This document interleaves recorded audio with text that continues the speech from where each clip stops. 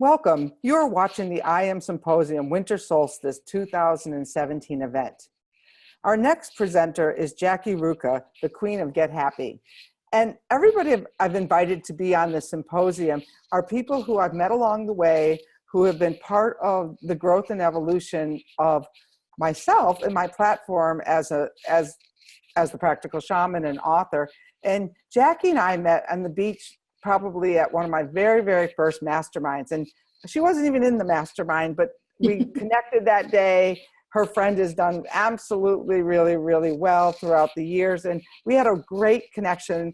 And we've watched each other over the years, and I watched her launch her book. Let me tell you her official bio, and you're going to be really impressed. Jackie Ruka is founder of the Get Happy Zone lifestyle company. She skyrockets professionals from breakdowns to breakthroughs. As America's happyologist and certified action success coach affiliated with Harvard University and Medical School, her mission is assisting her clients to overcome life's transition and blaze the path to fulfilling life and business they dream of. Jackie shares her personal wake-up call when her car lost control, near missing 2 Buddha statues compounded by a demanding corporate career. This led to a profound personal journey to meet her authentic self and discover her true calling to inspire others. As a trained psychotherapist, she has been featured in the Wall Street Journal, Yahoo Finance, and Daily Worth for her knowledge assisting clients in business, overcoming limiting beliefs, and creating positive life changes. And you'll learn more about her happiness hero, her #1 bestseller book, Get Happy and Create a Kick-Butt Life. And there will be, when you sign up for the symposium, you'll get links to these and probably a free gift as well. Mm-hmm. And so that you can stay connected to Jackie, because if you're like me, I've been connected to her for, I don't know, maybe 8-9 years. Oh, yeah. A while, because we think that, we should be here and then get there, but it's a long road, and she's going to talk to us about that today. So welcome. Thank you. It's great to be here. I'm going to give you the screen so you can share. Okay. There we go. Nice. All right. So I'm not going to go through is that you my happiness there? I'm not going to go through all my slides here, but I'm going to share what's important for those who are ready to start thinking bigger and move into their level of greatness. Because if you're at a point where you're ready to make a change in your life because something is pulling at you to do something different than what you're doing, it does require a new type of a mindset. And I believe that it is truly your happiness that leads to success, but there's a lot of tools and action steps that need to take place along the way. And I know for me, it's going to be different for everyone. For sometimes life happens to you, and sometimes life happens for you. And the occurrences that happen in your life, sometimes the accidents that you think are unfortunate are actually blessings in disguise. So I'm going to just share real quickly what happened for me when I was the poster child of stress, fatigue, unhealthiness. I was not eating right. I was never home. I barely had time for friends and family. And this all basically crescendoed to a breaking point. And that was when my company car, which was already default, I lost control of the brakes and the power steering, everything. I was in the middle of Los Angeles. I was coming down a hill. I was white-knuckled. I really did not know what was going to happen, except in my mind, I made a decision, a very quick decision, that this is not how it's going to end for me. And I visualized at that moment what I wanted to see happen. And that was to go down an exit, to go down a hill, to slowly stop, and my car stop in a safe place. So that did happen. What I did not know what was going to happen was that when the car slowly stopped, it stopped in front of 2 8-foot Buddha statues outside of a furniture store in the middle of the San Fernando Valley. And that was my aha moment. That was my breakthrough. I finally realized that all the denial that I was living through of, I know things are going to get better, or I know I'm supposed to be doing something different, or I have this higher calling of I'm supposed to be doing this or that, and I kept suffocating that, finally came to a head at that moment where I looked at those Buddha statues, and then I knew I had to make an extreme pivot in my own personal life and in my professional life to then move on to the next level of myself. So that's exactly what I did. I followed my calling. When I think what prevents people from following their calling or staying stuck is fear. But when something happens to you, like I said, it's a lesson or a blessing. Pay attention to those things that are happening to you, because there is no coincidences. Everything happens for a reason. So that led me to listen to my calling, to write a book. I had all these tools and strengths and wisdom and knowledge of all the years past that I had not really been using. I was too busy being a wage slave and not recognizing what was my true happiness. What would make me happy?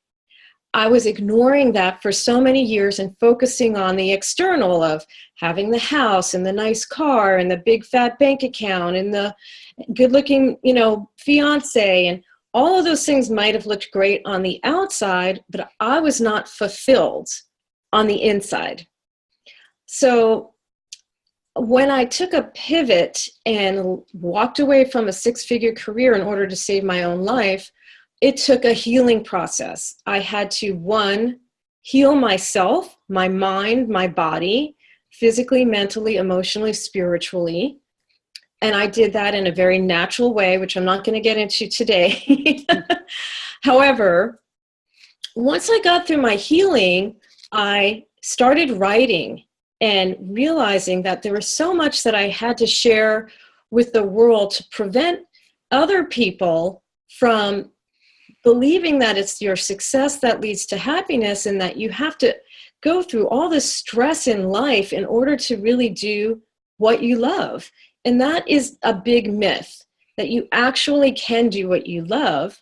It just takes the right action steps at the right time with the right people on your team. So I believe that the happiness of your life depends on the quality of your thoughts. What you think resonates to how you feel, and your feelings turn into actions. So when you are in the mindset or the framework of recognizing that your thoughts may not really be working for you anymore, and it's time for you to make a shift, which could be a completely new paradigm than where you're living right now. The bottom line is, though, whatever you put energy toward has no other opportunity but to expand. Whatever you put energy toward, something is going to grow from that. So recognize that whatever it is you really want to do in 2018, let's say, put massive action and energy toward it, and it will grow. So I'm just going to share a real quick story, and Renee, just let me know when we're done with the 10 minutes. And that is a question of, do you ever wonder why some people are more successful than others? So I used to live in Montecito, which is in Santa Barbara, right down the street from Oprah Winfrey. And I attended this Santa Barbara Film Festival. And if you've never been to the Santa Barbara Film Festival, it's not like other, award ceremonies. The actor actually is up on stage and they share their career. They share how they got to where they were to where they are now. And Oprah shared a very pivotal point in her life and in her career. She was no longer fulfilled being a TV host. She kind of reached that point in her career where everyone said she would never make it. Well, she did. But she was also kind of tired of being a TV host and doing the Oprah show. She wasn't sure what her next move was. And during her book club is when The Color Purple came out, the book.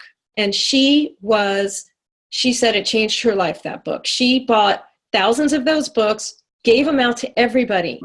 And there was a character in the book, Sophia, who she believed was living through her. She was so connected to this character that when Steven Spielberg was going to be coming out with the movie, The Color Purple, Oprah then knew that she was destined to be in that movie. Granted, she had never acted before. She'd never been in a movie before. She had no idea what she was doing. It was a calling for her that changed her life, and it changed her perspective of her ability to reach the next level of herself. She called Steven Spielberg and said, I am meant to be in this role. I feel Sophia is living through me. She shared her story behind why she felt that way. And Steven Spielberg, unfortunately, gently let her down and said, I already have a professional actor slotted for Sophia. So Oprah would normally sabotage herself and eat her way out of a paper bag. But she decided this time she wasn't going to do that. She checked into a fat farm, and she said she knew she was walking the track every morning. She knew she was supposed to be in that movie. She had a mindset of relentlessness that it was inevitable that she was supposed to be in this movie. And at the same time, she held the strong belief that this was meant for her. And she was determined, because of her passion, to somehow make this happen. A woman came outside and told her she had a phone call while she was walking around the track. She answered the call, and it was Steven Spielberg. And he said, I really thought through what you told me about your story with Sophia. He said, so this is the deal. I will give you an audition based on one thing. You have to be here in Los Angeles in 24 hours and be prepared to audition. Oprah's faith just went from here to here. I mean, she was like, I'm out of here. She said, you never saw a woman pack so fast in your life. She packed her bags. She went straight to Dairy Queen. She got the biggest ice cream you can think of. She hopped on a plane. She called the top acting coach in New York City and said, you need to help me with this. I want to get this role. Help me make this happen. Well, of course, the rest is history. So what I'm sharing with you is the secret behind what a lot of people don't share, and that is mindset. In order to have mindset, you must have flow.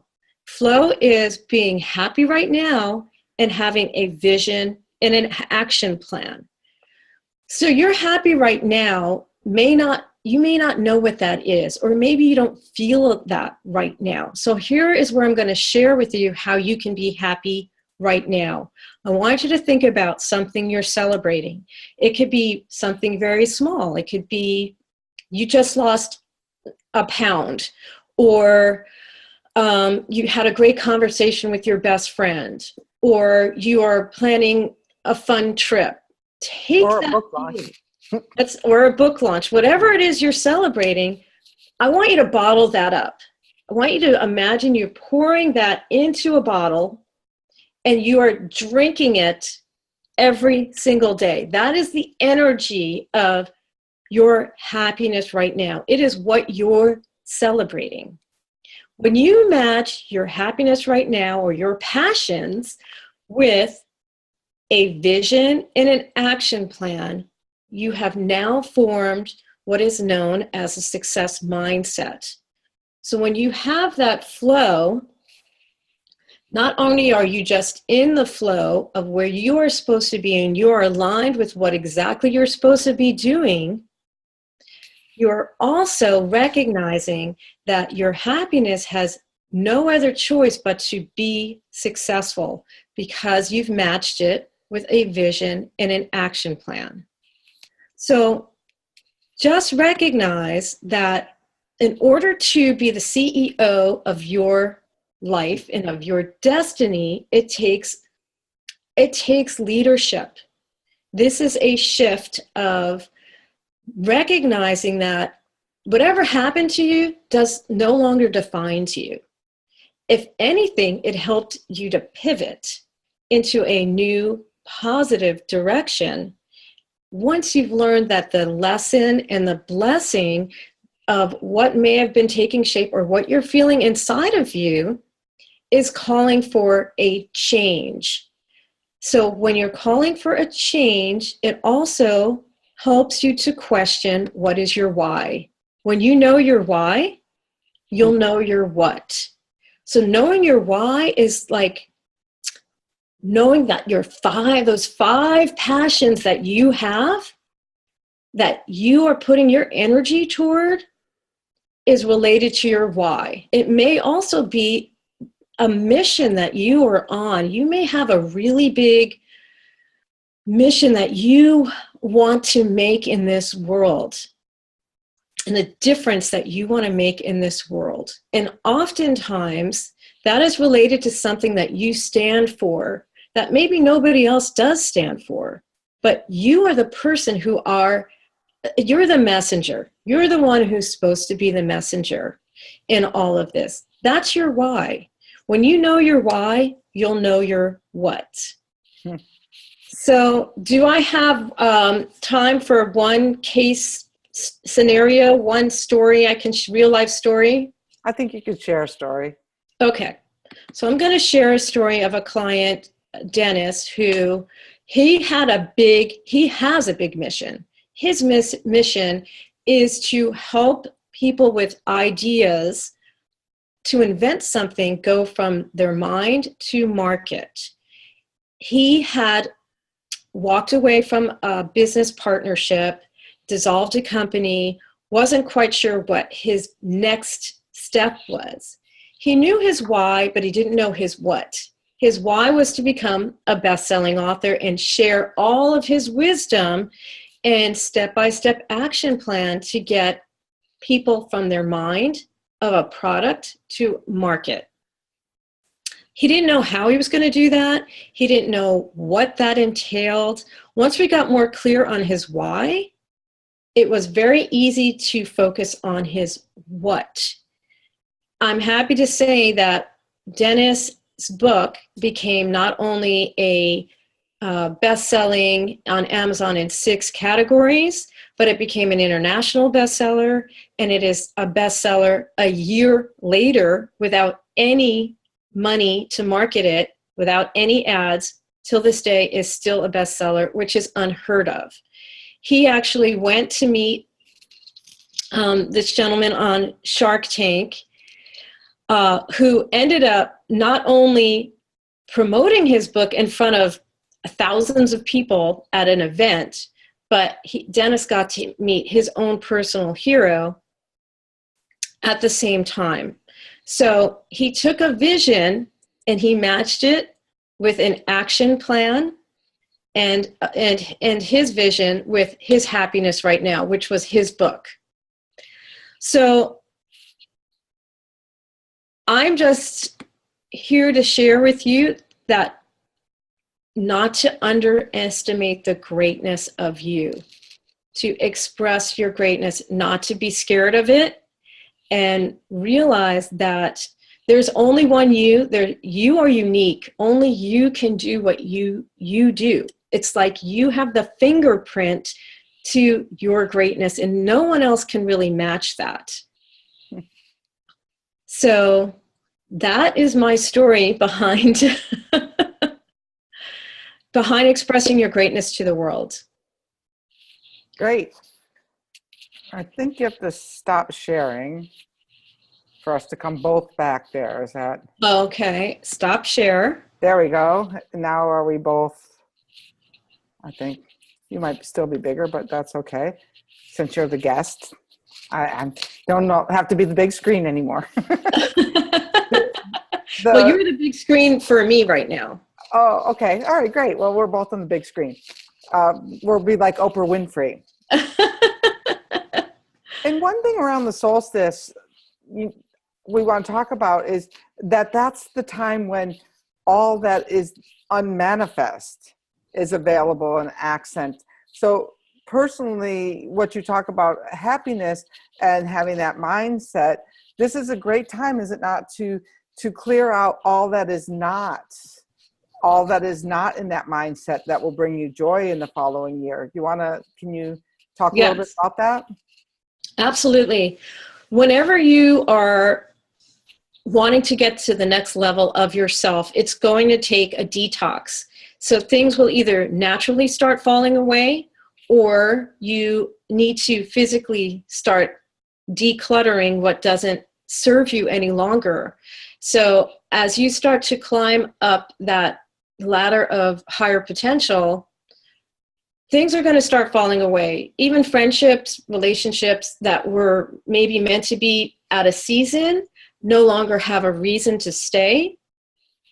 And you have to just allow for that to fall away. And at the same time, get rid of what doesn't serve you anymore, and get rid of all the clutter that is clogging areas of your life, your home, your car, your workplace, all of that stuff. Because now when you start to clear space, you are allowing for the what it is you want to manifest to come in. It's just like, not to quote The Secret, but I have seen this work for people, is if you're trying to manifest a new partner in your life, let's say, but you have a closet full of clothes, there is no space for that partner to put their belongings. So you've got to clear space and leave the other half of your closet open and free for that new person and partner to come into your life, as if they're already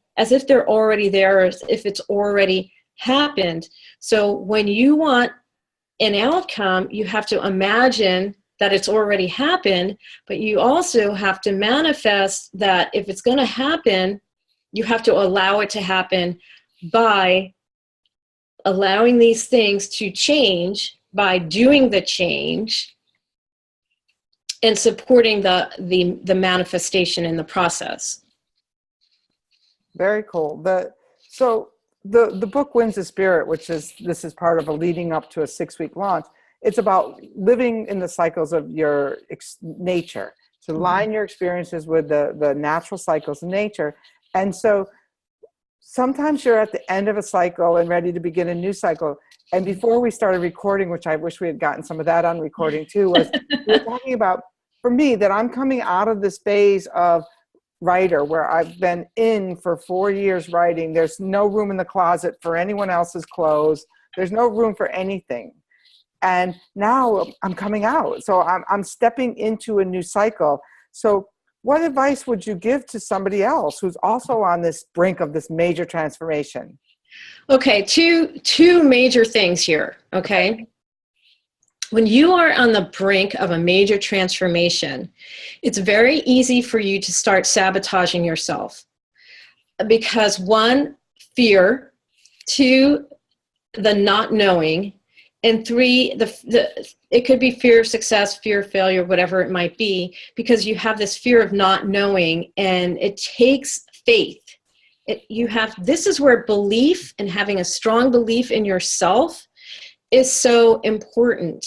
And I truly believe that you got to start learning to change hats a little bit, shedding your old identity, or shedding a level of yourself, so that when you're in the chrysalis and you are being born into that butterfly, that those wings are now ready to pop out of that chrysalis, so that you can now spread those wings and you can now fly because you have no other choice but to fly. You're not going to just land and fail.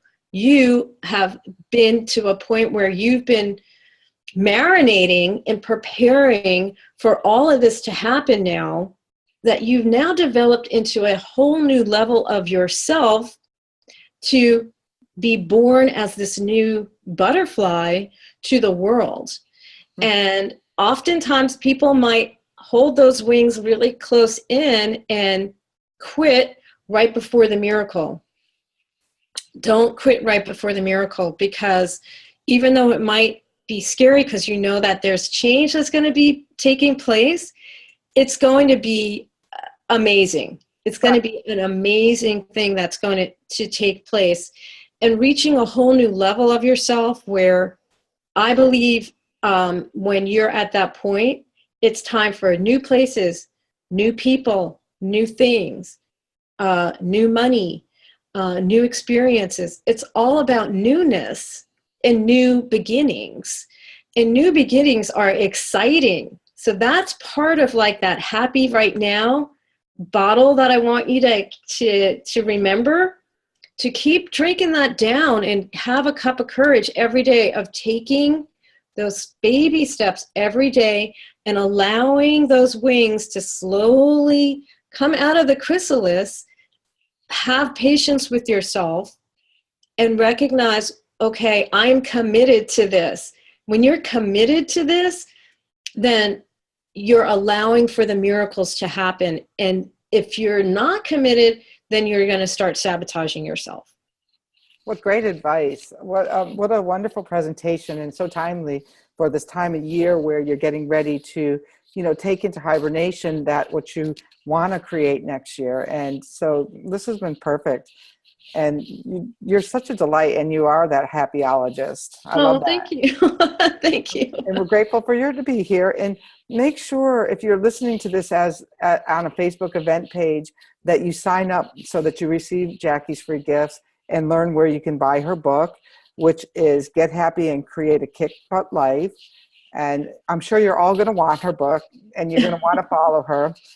She posts on LinkedIn every single day. I always look forward to reading what inspiring quote she has for me.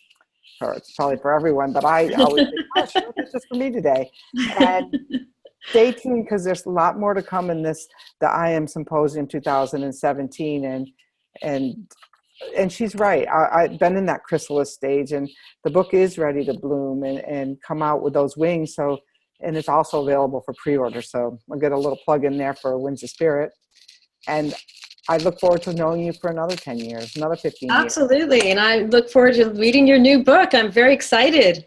Yes, because then you're going to find out about Eurus, the east wind, that once you move into that new phase, right, the east wind comes. And if you think about an east wind, you have to hold on to your hat. You have to hold on to your umbrella, because when you then next step out, there's always going to be the next step of what happens with your thinking and then your emotions. And it's this, you grow. Yep. You expand, and you're always ready for the next level. There's always a trampoline there, but those winds will continue to blow.